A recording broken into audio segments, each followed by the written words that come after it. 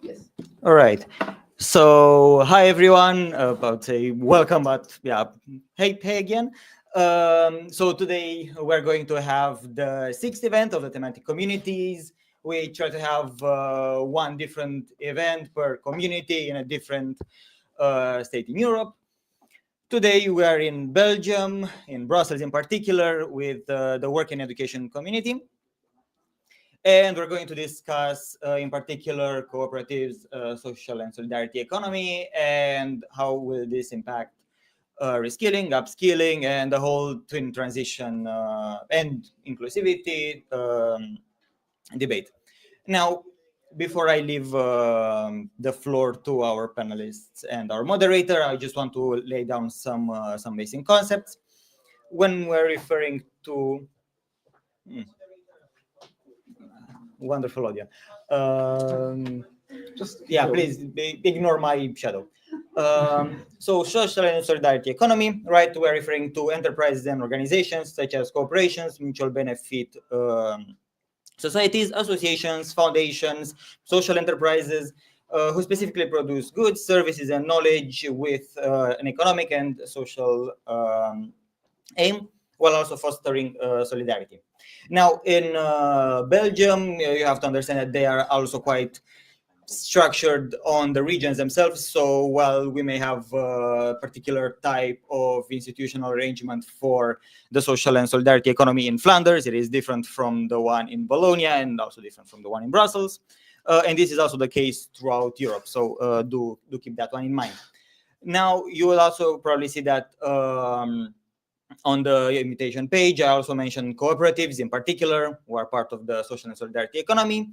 And cooperatives, right, are autonomous associations of individuals, right, who try to attain their common goals through a democratically managed organization, right, and jointly owned. Now, cooperatives can organize themselves and activate in any field of the economy, much as a normal, quote-unquote, organization might. It all depends really on the laws of the specific region. Now, cooperatives themselves are of multiple types. There are worker cooperatives, producer cooperatives, multi-stakeholder cooperatives. Hannes can give us many more examples. I will just leave a couple here. And yeah, regarding skilling and upskilling, and the reason why we're discussing this today is because with the twin transition and also inclusivity transition that we hear all about on the European Commission communications, a lot of workers, because of the new demands of skills, are required or will be pressured to change jobs and to try to learn new skills in order to adapt to the emerging demands of the economy, right? And these are a very specific sector of the workers. Not all jobs are affected equally by automation, by digitalization, by the green transition, and so on. So what we're trying to do here is really try to grapple with these questions and see how we can abort it from social and solidarity economy lenses. So yeah, I'll spare you from listening to me and hand over to our panelists and to Eike. Yeah, thank you very much. I'm Eike. I'm from the Volt Policy Shapers. I'm doing the moderation today. I'll set the stage for us since we are mostly talking about how to improve the European and then going down to the national and local level, our economy and our social cohesion, how to actually make the best of our world that we have it. We're gonna have to deal with the twin transition, right? Both with the digital transformation, so we're sitting on the problem of things moving very fast and we can't keep up right now with how much of our capital, of our production means are shifting into the cloud, into the digital space, how much we have to rent everything from there, but also what the value added there is. And that we are relying much more on high tech and data for our economy.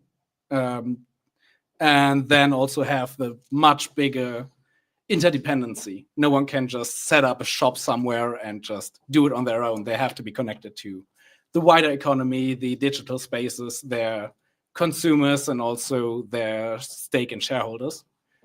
But it also offers so many more possibilities. That's why people opt into it.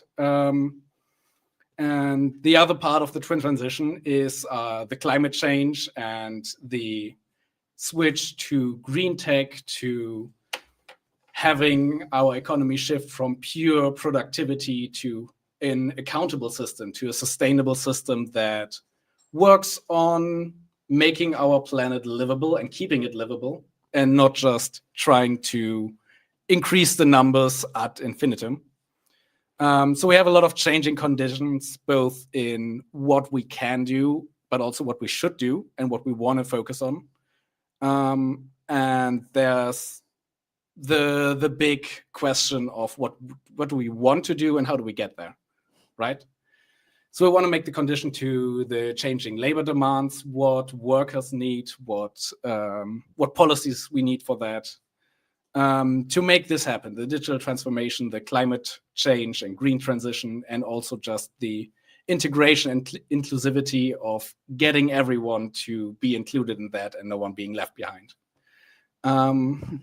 We have two experts right here.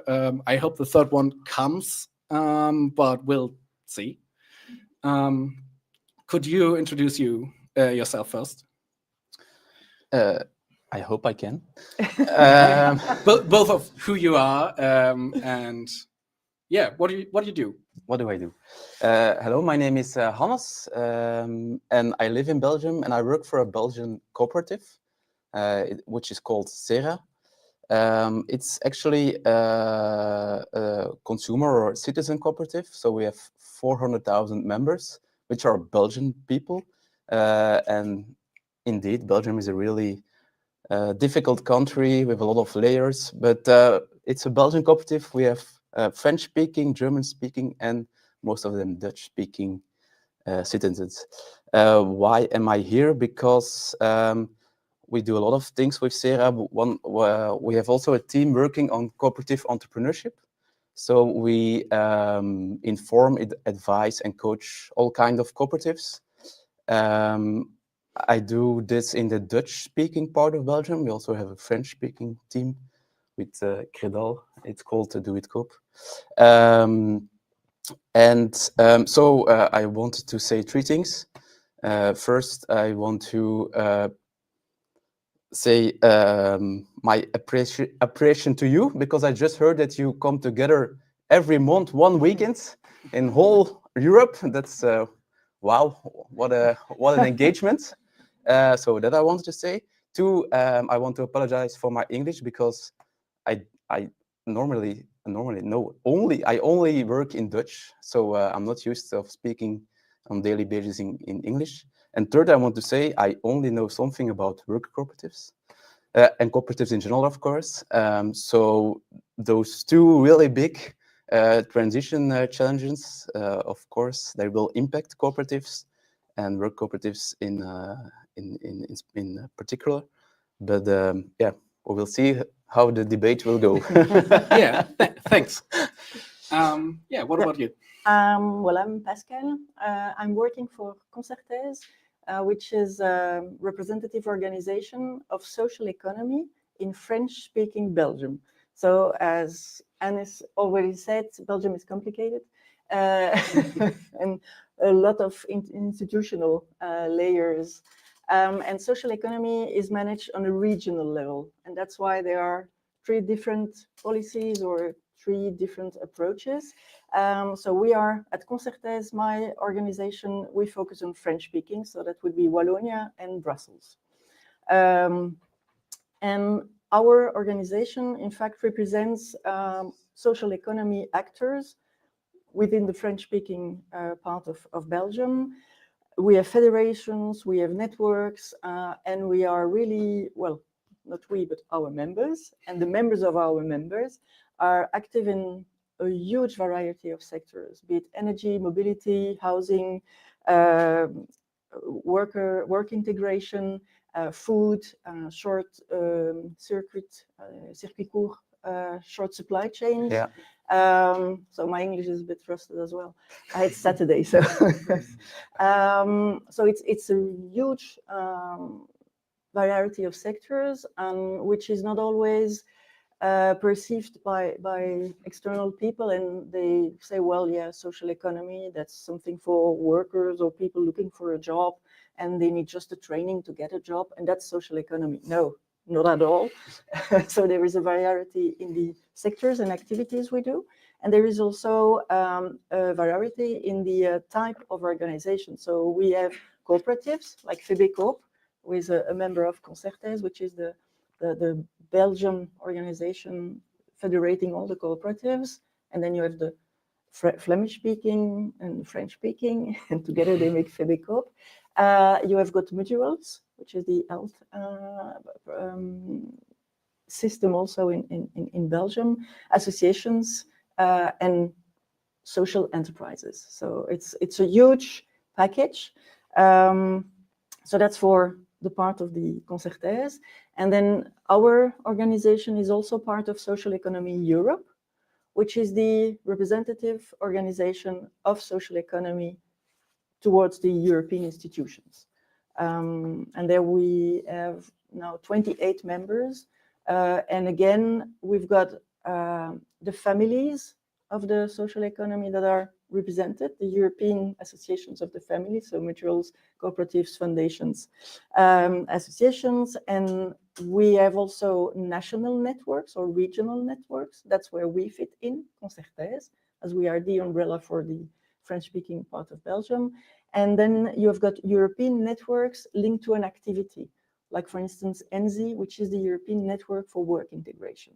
I won't go deeper into detail. There are lots of information on the website of Social Economy Europe. So that's why I'm here. But we have, I would say, like a transversal perception and scope. So I won't be able to give you a lot of details about how cooperatives work, because that's our member who is really the expert on that. But we have an overall view. And I don't know, these are a lot of challenges you put forward, and we only have 2 hours. Wow. Yeah, but so that's going to be quite hard. But I would say that it's really very important, that twin transition. But we must not forget that there is also that these twin transitions must be inclusive and leaving no one behind. And that for me, it's a third transition. Be sure that it's also inclusive. And then there is another transition, which is also very important and not always put forward, which is demographic transition. With people in Europe, the age is going higher, and there is an unbalance in the workforce that is coming on. So that should be also taken care in the overall policies, also on the European level. Absolutely, yes. That also brings me to the first topic I wanted to debate, because when we try to roll up this big transition that is, three-faceted at the end, I would think first as a policy shaper of what skills do we actually need? What do we have? Where do we want to go? What do we need while we are transitioning? Because that is not a one and done thing that we can just say, okay, we transition now and we're done by Christmas. This is going to be a process that's going to take years and years. So what do we need to do this now? And what do we need afterwards? Where do we want to move? For example, the Draghi report says that we have around 60% of adults in training as a goal in Europe, which would mean we need to put 50 million more workers in training for upskilling and reskilling right now, which is a huge amount to just put into non-specific training programs. But then we say, okay, how many people actually are there that need that? And who's available? Who's doing this? And companies, for example, are reporting that they have a lot of skills that are quite short, that they're short on. Like the global average there is 77% of all companies and corporations that were asked saying, okay, we don't find the people that actually have the skills that we need. And when we go to Eurofound, who's collecting a lot of statistics about this, where we look at the workers and what their job prospects are to have a good career. And it's around 49% for men, 43% for women, which is not great if we want to look for a good future where everyone can do a job they're good at and live off of that decently. When we're talking then about less than half actually thinking they have good career prospects. So I'd give it to you, Hannes, first. Like, what, when we're talking about workers' cooperatives, what kind of skills do they like work around? Because usually when we talk about workers' cooperatives, it's workers that can do something and want to do something, right? Mm-hmm. So from what sectors, what kind of jobs, what kind of skills are we talking about there? That's a good but general question, so I will try to answer. So a lot of questions I heard. First of all, which kind of sector? Well, like Pascale already said, you find them in all kind of sectors.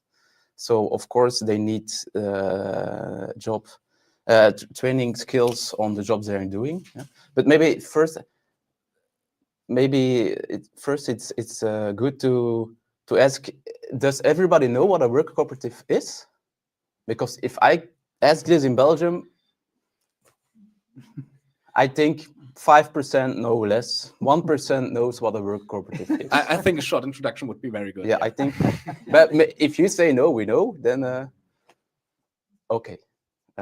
Will you do it? Will I do it? Please do. Please do. Okay, because that's another thing. I think even though both of us working on cooperatives, I think if you ask this question to us, you will get two different kind of answers. But I will try to give you a good image. So for me, what is really typical for a cooperative is that, in general, is that a certain group of stakeholders are the shareholders.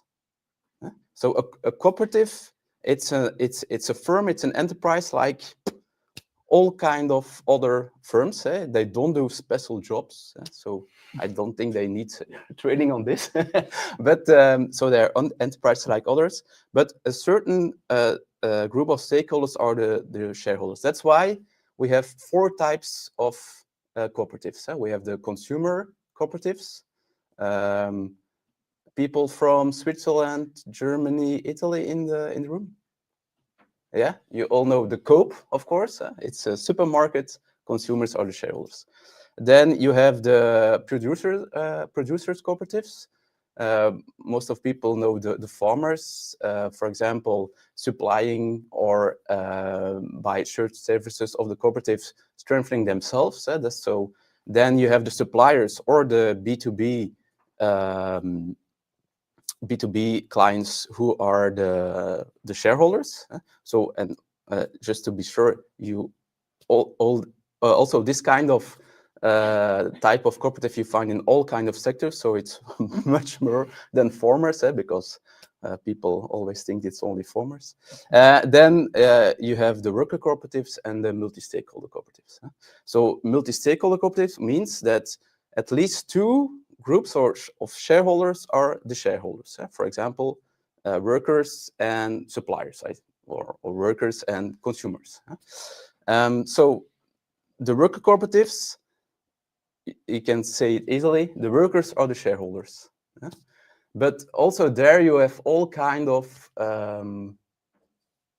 cooperatives. You have worker cooperatives where these are employees who are the shareholders, but you also have self-employed people being the workers or the shareholders. And you have a third category, I think you have the social cooperatives, which in Italy, for example, are there people from Italy? Yeah. There you have the social cooperative type A and B, which are mostly cooperatives who are, of course, social enterprises, but are trying to also people with some disabilities to the labor market to get included. So, which is, of course, an all other type of business than a self-employed people being the shareholders, because maybe they are video creators, just like other video creators. The only difference with, I don't know, a lot of big corporates, and that's and that's pity, because in Belgium we have one, but I don't know the name. But there the shareholders are, I don't know who, but not the workers. That's the difference. So first of all, of course, they have to know their business, their job. But from my point of view, working with and for cooperatives, I think the first challenge is to get to know the cooperative model, especially in Belgium, but I think it is in whole kind of Europe. They have to know the cooperative model, and that sounds maybe weird for you, even if they are active in a cooperative. But even then, they just don't know, and they have to find out what the implications are being a worker and a shareholder. It's really an all kind of business, because you cannot take a look at the owner or the big shareholder of the cooperative to resolve problems, to think about strategy.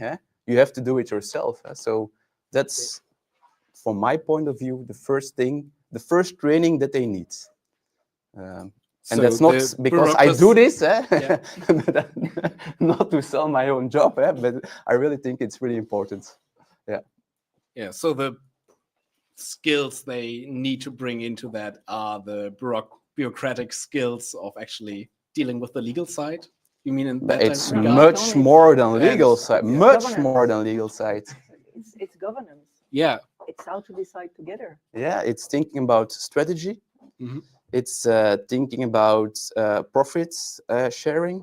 It's thinking about investments.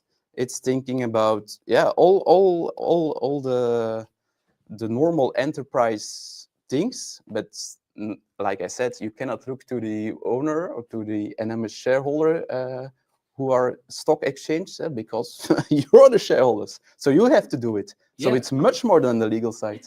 Yeah, absolutely. I can see that. Pascale, maybe you can talk more about how. Well, maybe I would add something about what is social economy as well. And so I will take the definition of the Walloon region. Sure, no problem. Which is the organization, the entity has to have a social goal, being of general interest. They are not there to make profit, meaning profit for some people. There can be profit and there must be profit so that the entity can stay alive and develop.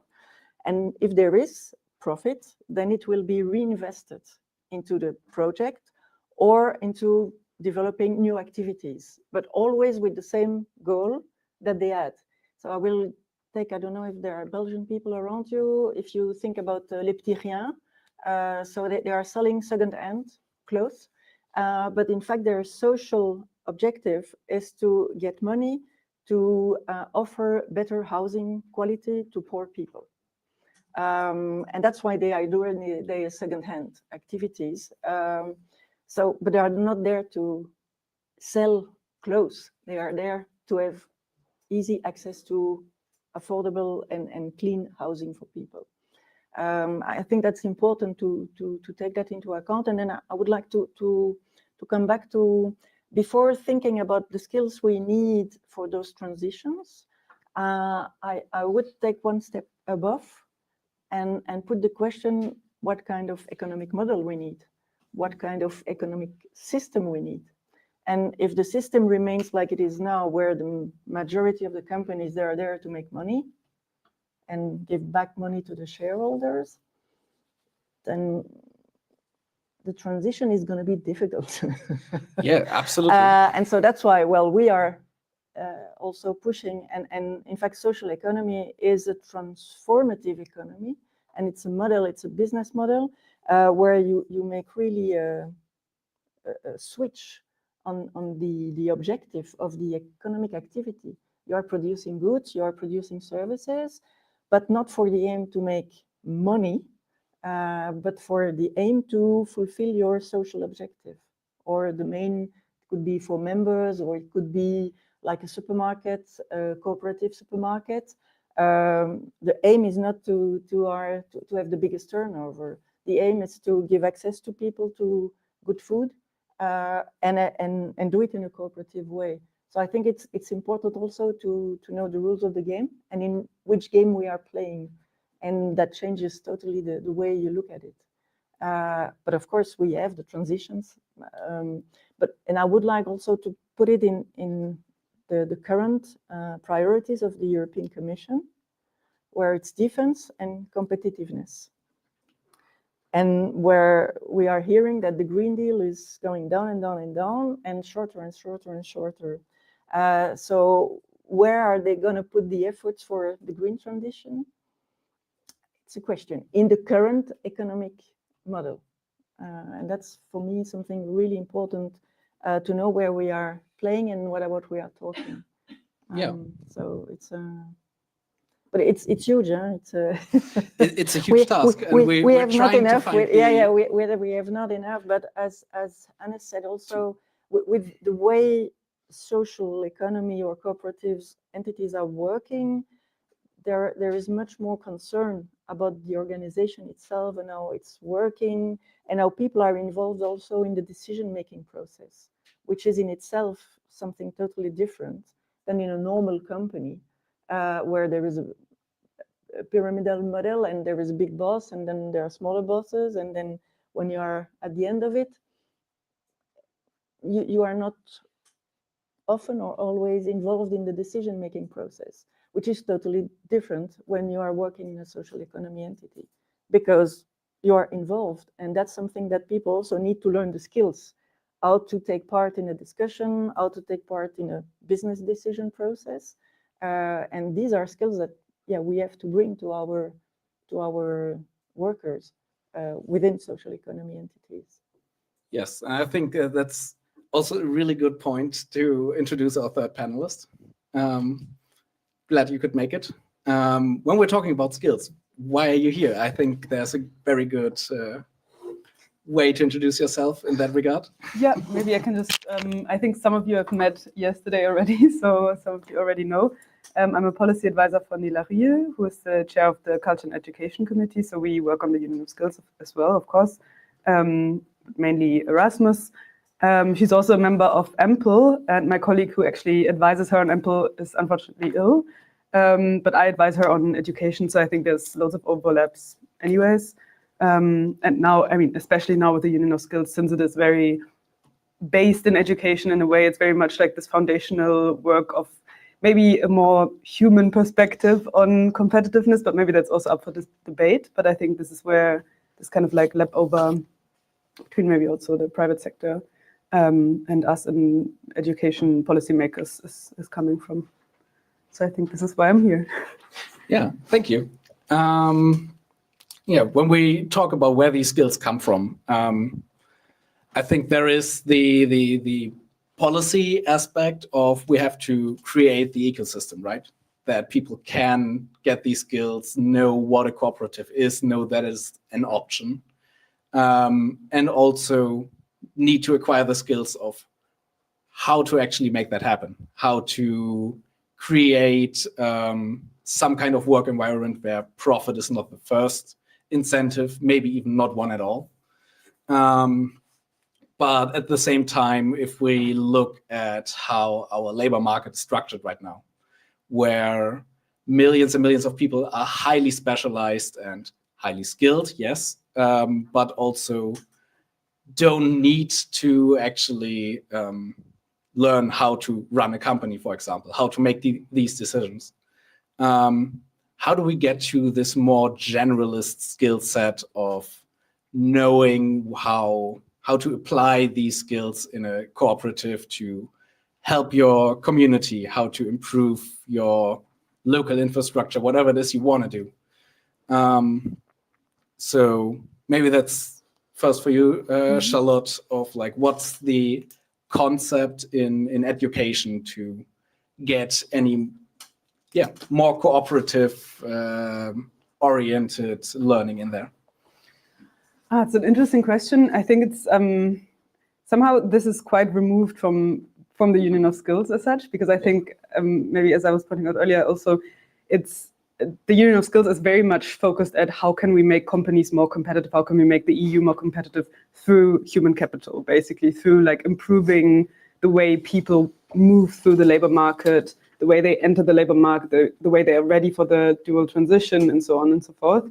Whereas I think what you're hinting at with your question is a sort of different conceptualization of skills in itself, maybe in a way, and also of of worth in an economic system in a way, and in a capitalist system. So not only just the worth of the skills that contribute to capitalist generation, but also other forms of society building in a way, right? Yes. And I'm maybe questioning whether we need to look for these kind of like the basis for these kind of skills and this kind of skill building within EU policymaking. Yeah. Just putting that out there. No, absolutely. Like there's two ways we can go about this, right? In our current system, we can either say, okay, we have to build these skills from the ground up. We want to shape the society by educating the youth about what would be possible, or we can go into the current workforce and offer retraining, offer them the chance to break out of their current career if that's not what they're looking for long term. And most workers already get training on the job, either inside or outside the company. Like last year, it was 48%, according to Eurofound, of employees that had training that was supposed to add to their skills and widen it instead of just being more and more specialized. But I think both of you know a bit more about how to actually do this training, where the knowledge could come from in practice right now, and where we have the gaps of where it should come from, where you need more incentive and more support to get that started. Well, Hannes, go first. okay, but I think we think the same. So it all starts, I think, with seeing it as an option and as a normal option, because it's so weird. There are 1 billion people of the world member of a cooperative. 10% of the labor places are being disposed by cooperatives, and still people think it's marginal, it's small, it's for, I don't know how to say it in English, but for the flower power people. Yeah? So that's so weird, because the top 300 of cooperatives, they make a turnover. I know it's not important, but just to give you an idea, it's important because then they can live. They can yeah, work, of and course, they can hire people. So. Of course it is. We need money. Yeah, of $2,400 billion. So really big enterprises, and still people think this. It's small, it's for power, it's marginal. So I've studied economics, and I've taken a look at my introduction in economics in the first years. 700 pages, all of economical theory. I've taken a look to the index, and I was really glad the word cooperative was mentioned 2 times. I was really excited. I went to the pages, and it was 2 times the same example. Coffee producers in Africa united together in a cooperative. So for economic people, that's the only way of a cooperative. So yeah, and that's really real, because we have to, like Pascale also said, we need to know that it's an economic option, and it's really important to do because it's another way of organizing not only the business but also the society. And then it all starts, of course, in the schools. With CERA and together with other partners, we try to introduce this model in the school, in the training programs, but it's really hard to do so. So if policy can do something about this, this would be really nice. And it's what's really funny, if we talk for students being 16, 17, 18 years. Some of them, in Belgium, we have these schooler enterprises where they're trying to learn about running an enterprise. And we talk about cooperatives, they all find it really logical. They don't think it's strange. Mm-hmm. And then 10 years later, they think, what's that? Really weird. So that's really important to work on. But it's a long. What we need to know that it's if we are on a day where not going to school and we're getting in this labor market, it's like the world changes. And what I was lucky. Are there people from Spain here? No? No. Okay. Well, I was lucky to visit doing my job 2 times Mondragon, which is the biggest group federation of worker cooperatives. Really impressed. San Sebastián in Bilbao. Yeah.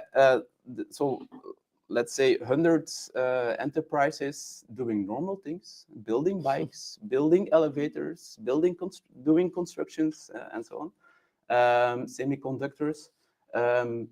35,000 workers, 30,000 of them being shareholder, so you say member, and there it's normal, because it's in their, not only in the business but also in their culture, in society, it's normal. But when the founder of this system, it was a local priest, Aris Mendieta. My Basque is really bad, so I've practiced this really a few times.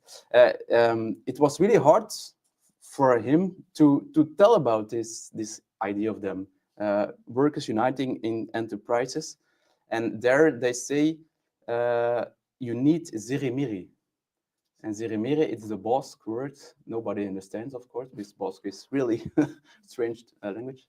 It means rain, but the really small dripping, yeah. So if you walk in there for 1 hour, you don't get wet. But if you are walking in this rain all day, then you get wet. And just this image to say that you have to really, culturize this idea of this way of doing business. So that's why. Yeah. I'm just adding something, and you're right. We are right. No, we agree.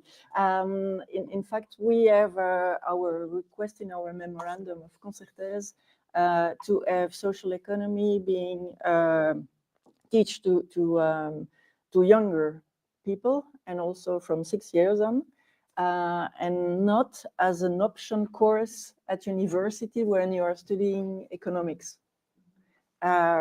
In Walloon, in the Walloon part of Belgium, we are quite lucky because we have got the CERA.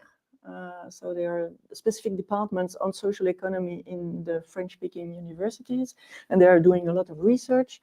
There is the Centre d'économie sociale of Liège, and it exists for more than 30 years, and they really have an expertise, and they are doing a lot of research, and we are working a lot with them on innovation and research together with social economy players from the field. So not only people higher up.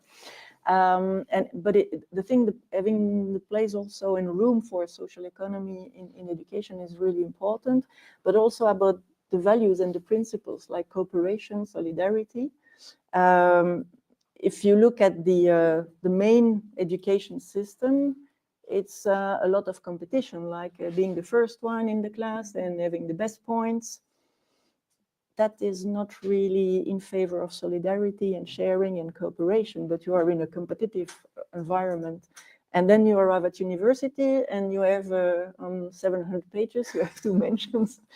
So when people are coming out of university, well, okay, they are already in the main economic model and not even putting into question that model. So it's very important that even before university, at least younger ones can be confronted to there are different ways of doing business and not just one model aiming for profit. But there are other way of doing business aiming also for profit, because you need means to have your business or organization running, but also with a social impact and impact on the communities, and also locally. It's also social economy entities. They are serving social needs, local social needs, and they will work with the local community as well.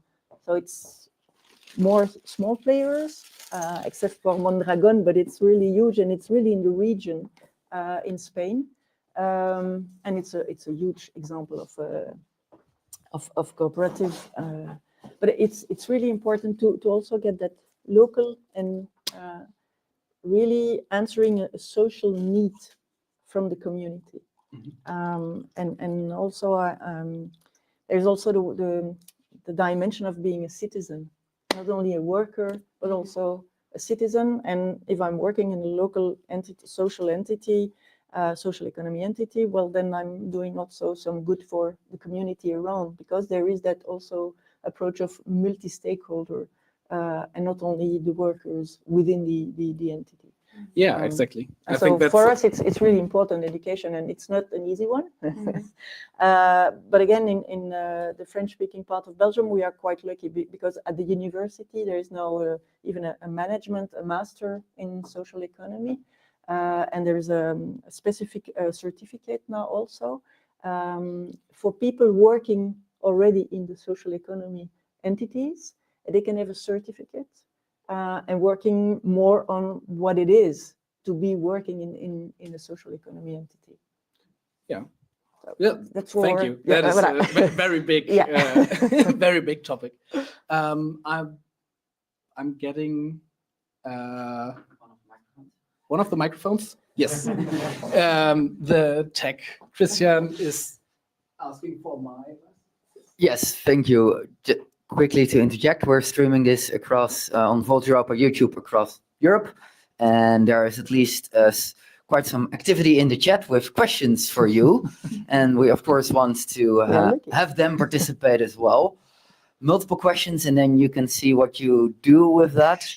There is quite some discussion on how to address AI automation on the impact on the jobs, and especially also in the skills divide domain in general, how to address symmetry on the job market, and general frustration with how nice cooperatives, but we have powerful billionaires who are owning big companies. Yeah, do we stand a chance? Just a quick summary. No, thank you very much. It's good to get that input from the folks online. Yeah, and it really is the question when why I opened up with the twin transition, where we have this economic structure of relying on rented out infrastructure at the end of the day, where a few big corporations, for example, run our AI models and everyone is trying to jump onto that technology. Which very much clashes with any cooperative system when you're relying on services from a private company and are depending on them. You can't produce if they don't cooperate with you, but they are also not share or stakeholders in your own collective. So whatever they decide goes, no matter what you want. And yeah, I will start with you again on this topic. What do we do actually on the European level to work with that, general state of things? to tackle this insane, huge problem. I'm glad that you're going first. Yeah. So what are the solutions to this problem? So maybe, yeah, first of all, of course, AI is like one of the maybe like 3 major challenges of our time, for sure, besides climate change and other things. But it's also already a reality to a certain degree. And I think there are different streams of action right now, or different paths that people are taking, different kind of also emotions that are being evoked. And we, I think, are at the very beginning of trying to find strategic paths through this kind of like, yeah, mess that we're in, right, or like the situation that we're in right now. The EU has, of course, started already in the last couple of years to try and legislate on this issue. I mean, we have the AI Act, which is the global first in its capacity. Also, there's no comparable legislation from the US, for instance. We do, at the same time, not have the AI companies as European companies. Most of them are American companies, so our means of legislating on them are also limited in that sense. So I think there are first steps being made, but there are still huge gaps, huge limits that legislators and practitioners are observing. I think in addition, it's worth mentioning that AI has certain elements that are exploitative in any way. Like, for example, I mean, we are working also on culture besides education, and for creators, it's a huge issue, of course, that their works, their property is being exploited. There's no regulation really of that even possible, even with the AI Act. That's very difficult.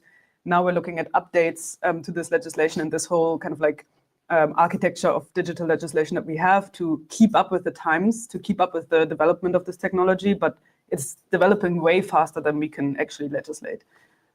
So this is kind of like the situation, which is a bit daunting in a way, because it really feels a little bit uncontrollable, because you can't really catch up this quickly. So you kind of have to get in front of this, somehow ahead of the wave. And so some people, for instance, are suggesting to develop European tech that can keep up, or that is even further ahead than the American tech right now. Because if we have European AI, then we can actually regulate it better. If we have European social media, we can regulate it better. Whereas the US companies, as I said, I mean, there's limits. And then also for all sorts of sectors, not only creative sector, but for example, also the education sector, people are trying to think ahead and think, okay, how can we accept that this is a reality now, and now according to this, restructure the way that we work and the way that our institutions are set up, our education institutions, our social states, and so on. And I think this is where we're at right now. And to a certain degree, we also have to be creative here, because yeah, it is a reality. It is here. It's something that also, I mean, if we say ChatGPT is AI, it's a very, of course, basic AI, so to say, like these LLMs, I think, are the very beginning, but there's much more that's already in the works and coming also. But young people are using ChatGPT already a lot, and teachers also need to be aware of this, and they also need to be able to deal with this. Professors at universities need to be able to deal with the fact that students are writing the majority of their essays with ChatGPT, or drafting with ChatGPT. And so I think, yeah, that's the challenge right now, right? Like, we need to adapt somehow, we need to think ahead, we need to make sure that we are not denying reality also, that we're not saying, oh yeah, somehow we just need to regulate it out of our lived realities, because that's probably not going to happen. But yeah, I'd be interested actually also to hear from your perspective, how do you think companies can adapt to the fact that there will be kind of like AI colleagues, or there will be, like AI as the basis of maybe like work processes, because that will change loads. And cooperatives, yeah. You have something? I have something, but Maybe I can put it a bit more concise, because I think a lot of what this comes down to for like society, for the societal problems of the entire AI model of doing business right now, is that there is no social aspect to running a big server farm and having people pay you to use it. but we want corporations that build the tech that we want to have. So they need to have some social mission, some mission statement of we want to do good to the people around us. We want to add to the society, not just take away from it and get richer. So is there a way to use a cooperative model, a social mission to utilize high tech? Like, is there a space for that? Maybe There is. there is a Belgian example of a cooperative. Oh, perfect. So it's a cooperative, and they are developing IT products or software for whoever wants to work with them. But of course, they are servicing a lot of social economy entities, because it's also a reflection to have as an organization or business to think about who am I going to work with, who are my and my suppliers, and with that again you already also make a choice of society that you want to, and they are working also a lot with open source tools. So it exists, but it's not a big company. But there are things, and I would like just to jump on one word you said, creative. And I think we need to be creative in today's world. And also, there are a lot of there's a majority also telling there is no alternative. Well, when people repeat that, when at the end you will believe it, but maybe there are alternatives, and we have to dare and be creative to look for them. And I would just give that example of cooperative in Belgium, in the French-speaking part. So it's also a matter of having people, like you explained your project of having video games, but you want to do it in a cooperative way. So it exists. It's there. You want to create something and you say, okay, I want to do it in a cooperative way. So it's also, again, the importance of talking about another way of doing business is possible, so that people who want really to engage and create something can have a lot of alternatives and not go the mainstream immediately, but think twice about what am I doing, for whom, and what's the impact on my community or the society around me. Yes. But creativity will be needed, and means also, because you need also Investment. Hannes, do investment, you have? Just adding something. Well, first of all, I'm a father of 2 daughters, so I'm really concerned about all these evolutions. But besides of that, going to the topic, it is possible, and my colleague already gave an example. There are others. In the Dutch-speaking part, you have Nubo, which is a cooperative working on also open source. The biggest example working that I know is Coop Cycle. It's in France, so maybe I have to say Coop Cycle. It's really interesting. So you all know the challenges of the platform economy with the bikers supplying. You don't know. So it's like the big ones. Deliveroo, The Uber Deliveroo, Eats. These kinds of examples, you all know. Takeaway. Yeah, all the labor challenges of the suppliers there.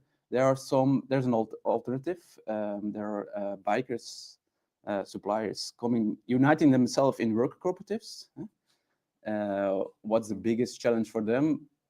Well, the investment, the bike, okay, but of course the platform, the IT, it's impossible to do it with a small enterprise.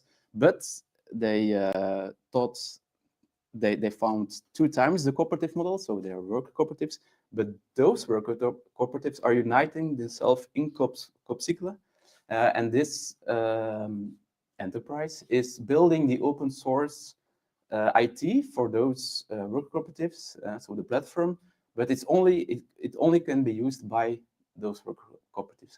So it can be, it exists, but I'm really not convinced that you can do it like a Meta or an Apple or a really big one, because I've heard it 1,000 times. Yes, we can build a cooperative Twitter. Yes, we can build a cooperative this.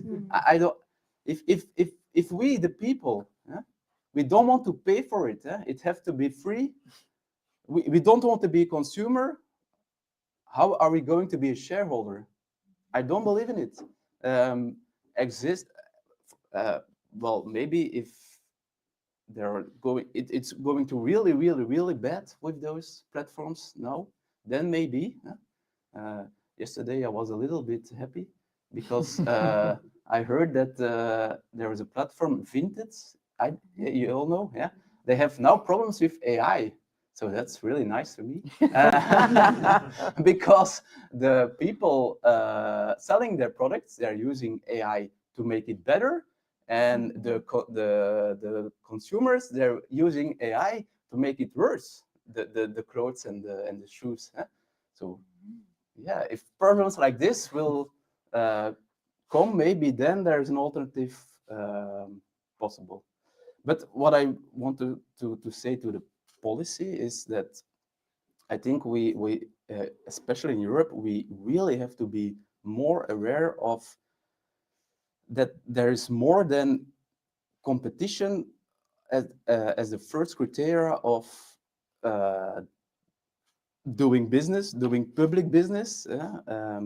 Local employment is, for me, also a really big important criteria. So maybe we have to think about this in Europe a little bit more. Yeah. Like my personal perspective, I'm an AI safety researcher. We deal a lot with this problem also on how to get people to use something that is not as good as a monolithic technology that you can just access, because everything else needs local infrastructure. Everything else needs the setup of someone has to build the AI and put it on a device that people can use it without all the big tie-ins, right? And the policy you want to write at the end of the day is incentivizing people to take the extra steps, take the extra work of making something that is social and sustainable and inclusive. And I think that is a good way to segue into the last topic, which is, okay, when we want to change this entire ecosystem of just looking at competition to looking into the social aspects, what kind of policies do we actually need? Is there a vision that we have for Europe as a whole to set a framework for countries and also regions to be able to set social frameworks for this kind of economy? And where do we want to go? Thanks also for touching on this. I think this is something that we, in the EP delegation, so in the Volt delegation in the EP, have discussed a lot. And actually, it's a shame that my colleague Valentina is not here, because she's the absolute expert on social conditionality and social mainstreaming and fiscal rules. So this is exactly, it's something that we're pushing for sure, to say, yes, the main principle of our economic world is competitiveness or is profit, but it is the obligation of the legislators to introduce social conditionality into these kind of like processes and into the way that also funds are being distributed. So we cannot maybe expect from people who run companies to just out of pure, grandeur of their heart, or just because they like people, to make sure that people are being treated well and that the environment is treated well. But we need to obligate them, and we need to make sure that treating people well, and that sounds very, maybe like childish almost, but having social conditions in place is also a way to achieve an advantage over another company. So I think this is also what you were getting at, right? That the only thing that can get you an advantage at the moment is just having higher profits, basically having a higher turnover, being more competitive. But if competitiveness also meant you are a company that is better for the environment, you are a company that is treating your employers better, this is why you get more funds, this is why you get maybe certain tax exemptions or stuff like that. This could be logics that actually force companies into this kind of like world building that we want to see. And I think these kind of, I mean, even though it sounds a little bit cynical at times, because then you're saying, oh yeah, it's still in the end about money. It's still about like who gets a monetary advantage over another company. This is still the world that we live in, and this is still the logic at the moment, even if in the long term we would like to see maybe a different world. So for now, we do have to deal with that. And if we want to see, I mean, we're already looking at, I don't know where we are right now, I think like 2 degrees global warming or something like this, almost like we're looking basically at global catastrophes on different scales. And so there's not really the time to say, yes, we would like to imagine a different world where profit was not the only logic. We kind of have to adapt our demands to this logic as it exists right now. So I think these are the ways we're pushing through. And yeah, all of the MEPs are really working on this, but yeah. Maybe one thing Yeah. on that topic about public procurement. Yeah. Because it's now there is a lot of work going on at the Commission and also through the European Parliament about making a revision of the Public Procurement Directive of 2014.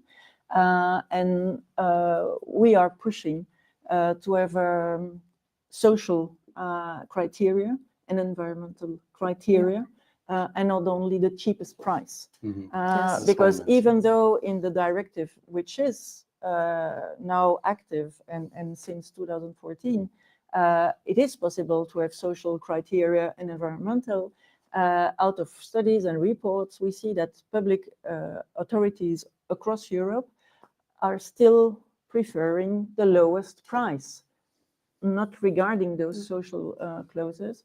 And so that's really a big demand. And if we manage to have that shift with the new directive on public procurement, that there is the price, of course, that must be one of the criteria, but it must be done in respect for people and in respect for the planet.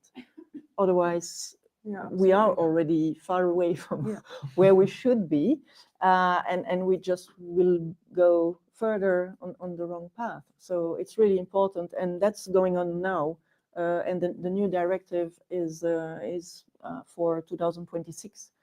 So it's a huge, because these are huge amount of money spent by public authorities, from governments to local municipalities, and it's very important. And also the way that they choose their supplier, and that it's not only the cheapest one, that is also sometimes subcontracting to another company, and where they don't know how people are treated with working conditions. So these are really important criteria that should be, because it's public money. So it's the money of everybody. And if in parallel of that, we could also have private procurement being more attentive or careful for other issues than just the price, that would be another welcome step. And also say, okay, well, I prefer to work with a local company and having a local impact immediately on the local community. But it's a very important, next to other urgent matters like the MFF and things going on. But I think if we already have, and these are really ways of changing the way we do business, and that public authorities contract and spend public money. Absolutely. Yeah. Hannes, do you have any like policy demands mostly?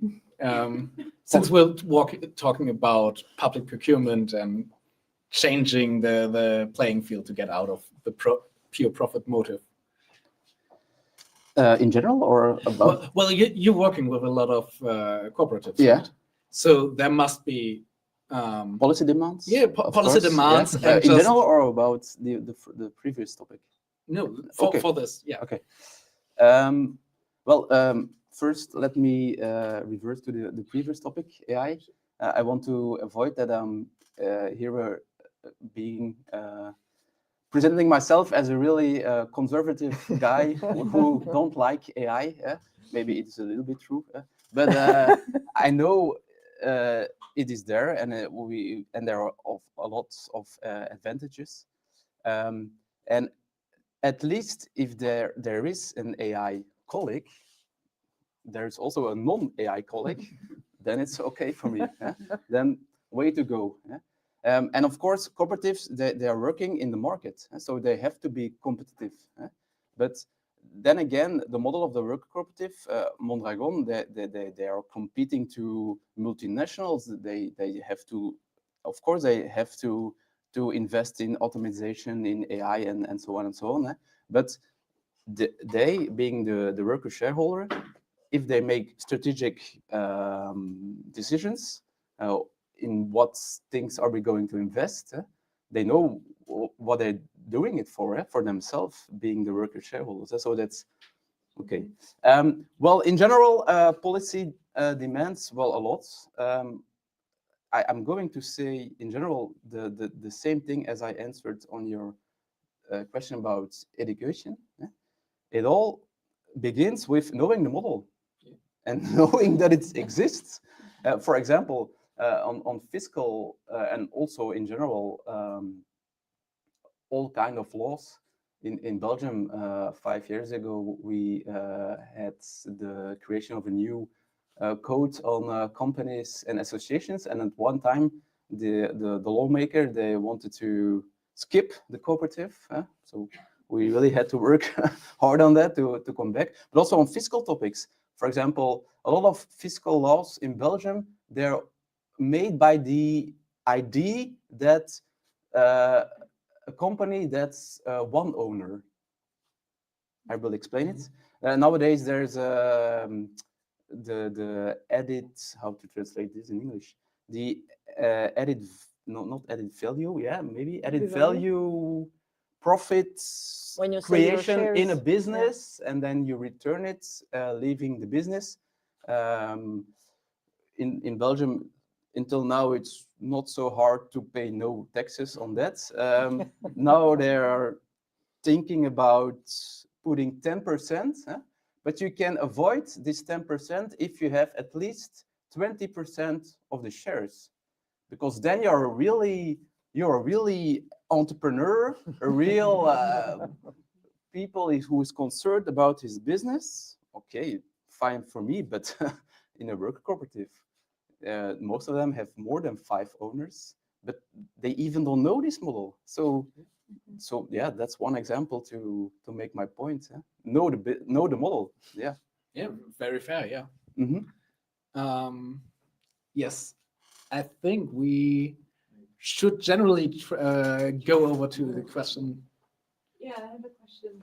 I will give you the microphone. On screen, Julia. Sorry, I'm not as. Yeah, I have a question. I think it's a really interesting model, and I'm very interested to know more about how it's working for big cooperatives like in Spain. I am also wondering. To me, it seems like an opposite mindset to a startup entrepreneur. If we think of all the big tech innovations, we never needed Facebook, we never needed Uber, we never needed ChatGPT, and yet they were made. Whereas if you create a cooperative, you want to resolve a problem, I think. You want to do it for the good cause, you want to do it in a fair way. And on big tech, like there are alternatives to big tech, but they're not that good. The experience is not great because they're not made to be the best. They're not the first, and also you don't choose them necessarily just for the reason that they're ethical. You just choose the reason is that they're the best. So I think I got part of the answer through you, Charlotte. But how do you see, how could we bridge that gap of mentality mindset between the entrepreneur that is really about innovation and benefiting also socially from that innovation? Yeah. Is that something you can answer?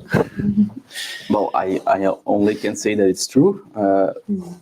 Cooperatives are businesses. They are operating in the market. So if the consumer don't want to pay for it, for the product or the service of the cooperative, it won't exist long. So they have to be competitive. Yeah. But do you believe a next big idea, a next new innovation could come from cooperative? Why not? Why not? There are a lot of startups or people like you said, entrepreneurs who And in Wallonia, we've got counseling agencies who are helping. And well, you are doing the same with your services, and Credal is doing it also, and other Agence Conseil. They are really helping people to find the finance, to know also all the legal details, and they are coming with innovative. Social innovation is something that is also linked to social economy, because social economy is also answering a social need. Yeah, but innovation is not necessarily social. No, but imagine a world where innovation would be social. It's also the thing in what kind of world we are living, and what we want to put first as a priority is a choice. If you want to just make money, or if you want to make money and also have a social dimension. And then the customer, it's also a choice. Are we ready today to pay something, because we have been accustomed to have everything for free newspapers, free information, and we lost value of qualitative information because we don't want to pay anymore for it. I'm just thinking, like, innovation cannot live in a system of cooperation. I think yes, if we find the right funding, and also, as you said, financing and grants, or could be also linked to not only build up a business, but also have additional goals being sustainability, social. I think it's the mindset also that has to be totally changed and worked. And it's not going to happen from day one to day two, unfortunately. And the world need it, and the people need it.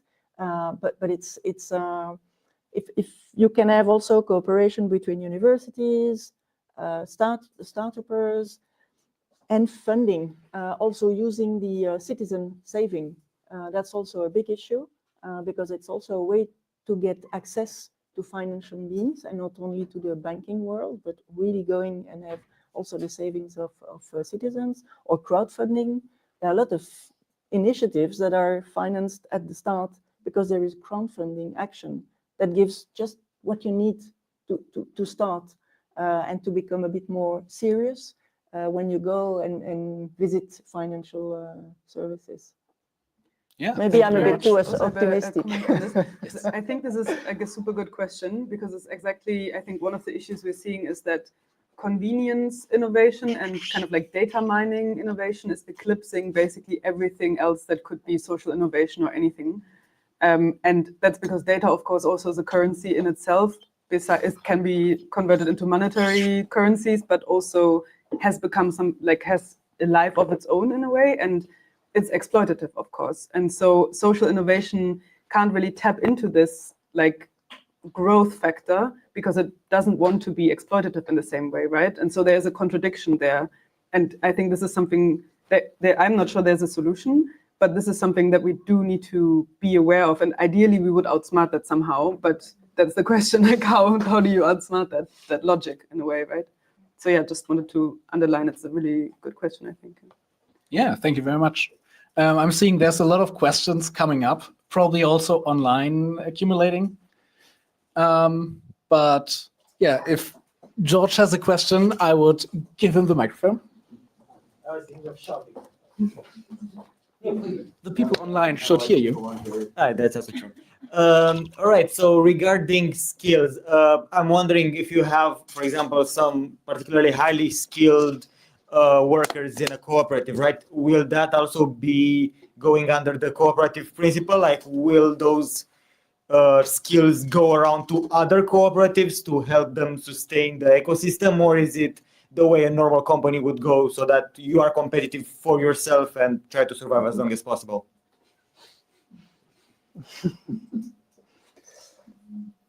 Well, that depends on both exist. I mean, cooperatives are businesses, so of course, they have to compete against their opponents in the activity. But in some regions and some levels, you do have a strong solidarity there. Well, like I said, I only know well the Belgian situation and especially the Dutch-speaking parts, but a little bit Mondragon then, and there you have really big solidarity. But it is a federation, and they have all kind of. They even have their own kind of social security system. They have this labor placing system where, well, they have been lucky until now. There was only one big failure of a business going bankrupt because the competition of China was too high. It was in 2013, Fagor, and they were lucky to, after a couple of years, to at least to bring those workers to the other cooperatives of the group. So yeah, both exists. Maybe a personal experience on that, just to show also how it can work. There is a cooperative supermarket in Brussels, which is called Biscoop. And it started with a dream from 6 citizens who said, we don't want anymore to eat food from the big supermarkets because it's not good food, and we want healthy and sustainable food. And they said, okay, first we're gonna do like a groupement d'achat. We're gonna buy together things. And then one evening they said, well, we should do a supermarket. And that became their idea. And they managed to talk to friends of friends of friends. They did a crowdfunding. They opened the cooperative. And then it became big with 2,000 cooperative members. And then in other parts of Brussels, some people wanted to do also a cooperative. And they said, well, you should open a second shop and a third shop. And then I was involved in Biscoop. And then we said, no, we are not a supermarket chain. We are not going to open a second one and a third one. We're going to share everything we know to the citizens who want to open a second shop elsewhere in Brussels, and we will help them to open their shop. And so now there are 5 other cooperatives with another name, because we didn't want to have a Biscoop 1, 2, 3, 4. We just wanted to keep Biscoop as it was, a non-cooperative, but help and share knowledge, best practices, where we did fail. So to avoid that others would stumble also on the same blocks. And it's running, and people are working within the cooperative, and it was just sharing, not wanting to have 10 different supermarkets to be managed. And it's, well, yeah, it's another way of doing business and sharing and cooperating. Yeah, of course. I was thinking about the question, so I thought it was about really labor places. But in general, of course, 2 of the 7 cooperative principles are about this. It's about education. Education is really important for the members, for the cooperative, to know how to run a cooperative business. And also cooperation among the cooperatives.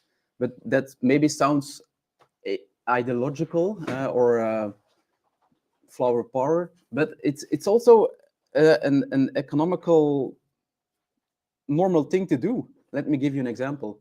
There was a cooperative of milk farmers.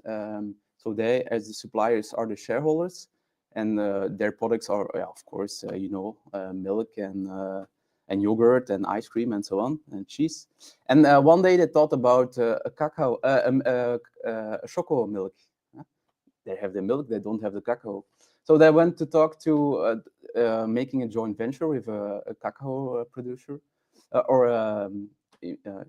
who is importing it in Europe.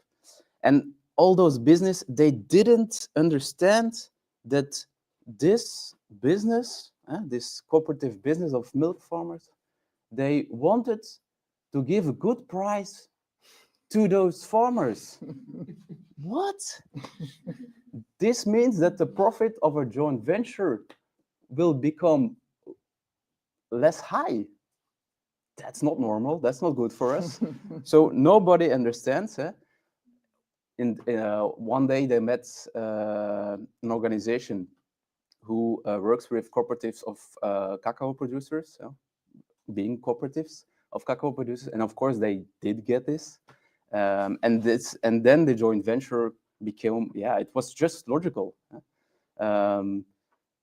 So collaboration between cooperatives, it's more normal than maybe in other businesses. Yes. Yeah, thank you. You got Great. any So- last parting sounds notes? cool. To No, that? I think that's a super interesting, I think, best practice, because I mean, as we were saying earlier, to have this competitiveness logic penetrate everything and go through every layer, from education to companies to the way that people work, move through the labor market, can be extremely toxic and can be very antisocial also, because it kind of neglects the rights and aspirations of the weakest, so to say. It's just one against the other. And if we have this logic for companies, then we will have this logic also for their workers, and we have it for students as well. So it's just one system, and if the whole system functions this way, then it will be felt by people. Whereas if it functions differently, this can also have a positive effect for how schools are run and how education is thought of. So I think, super inspiring best practice. Sure. Yeah, I mean, at Volt, we are about best practices and stealing the good ideas from where we find them.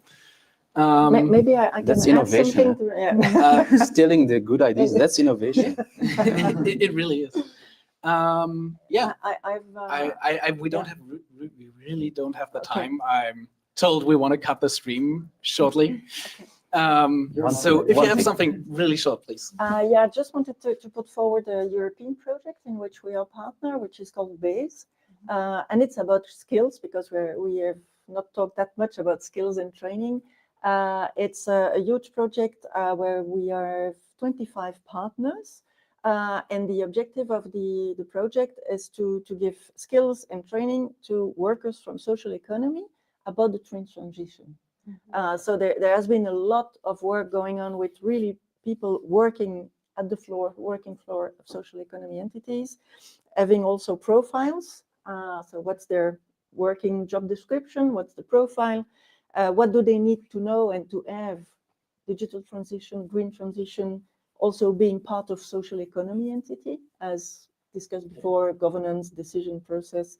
And there we have studied the gaps, analyzed it, and now we are in the running phase where there is a training for all the people working in social economy through the partners and partners of partners. We have got MOOC also training, and we have for Belgium, it's Concertez and Liège University, and we have developed a MOOC about change management.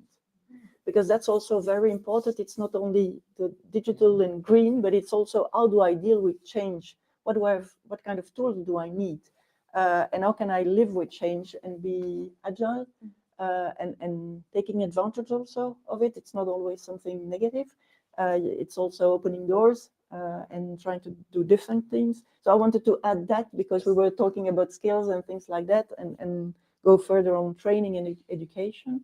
And it's a huge project. It's really important, and it's going to end in 2026. But we are already training the trainers within social economy entities so that it can live on.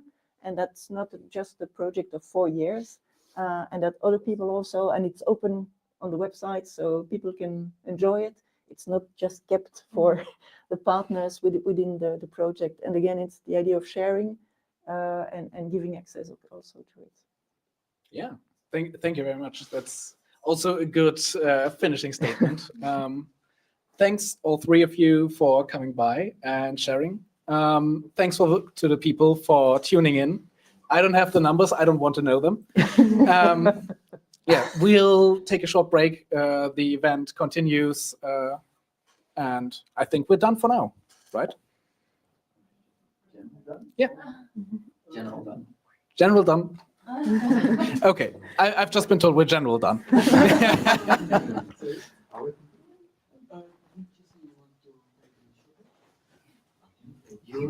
Yes.